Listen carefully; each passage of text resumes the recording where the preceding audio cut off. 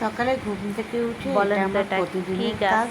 আর সেই কি ফুল? বাগানে উঠে যে সেই যে বলতে বাগানের পারবেন গাছগাছালি তার দেখা পরিবারে যে এবং আমি কোন ঘুরে গাছে আসবো। ফুল ফুটেছে, কোন গাছে মৌমাছি গান গাচ্ছে, মধু খাচ্ছে, এটা আমার দৈনন্দিনই কাজ। আর সকালবেলায় এসে সবুজের মাঝে যেন হারিয়ে যায় মন। আর এভাবেই আমি প্রতিদিন সকালবেলায় এসে এই যে এখানে সবুজের টাটকা অক্সিজেন নেওয়ার সাথে সাথে ভিটামিন ডি এবং সমস্ত কিছু সেই গাছগাছালির দেখাশোনা এবং ফুল ফুটেছে, কোন গাছে বেশি ফল আসবে। আর এখানে ব্যস্ত হয়ে পড়েছে মৌমাছিরা তাদের খাবার আহরণ করার জন্য, কারণ তারাও তো খাবে, তাই না?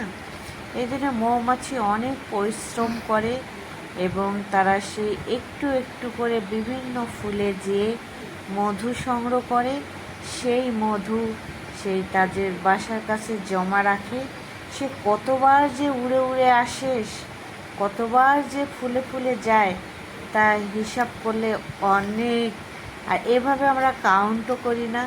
আর আমরা যখন সেই টাটকা ফুলের মধু খাই, কেটে নিয়ে আসি, যে তাহলে অত বড় মধু তারা মানে কত সময় লেগেছে অত বড় মধুর চাক বানাতে, আর তবু আমরা বাজারে গেলে সেই টাটকা মধুই খুঁজি, তাই না?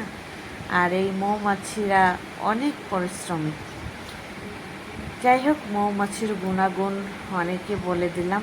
আর এখানে এখন মানে এই যে এখানে এই ফড়িংগুলো আমরা ছোটোবেলায় অনেক ধরেছি। তাই সকালবেলা আসলে প্রজাপতি, এরকম ফড়িং, মৌমাছি, সে ভালোই লাগে ওদের কর্মকার্য দেখেই।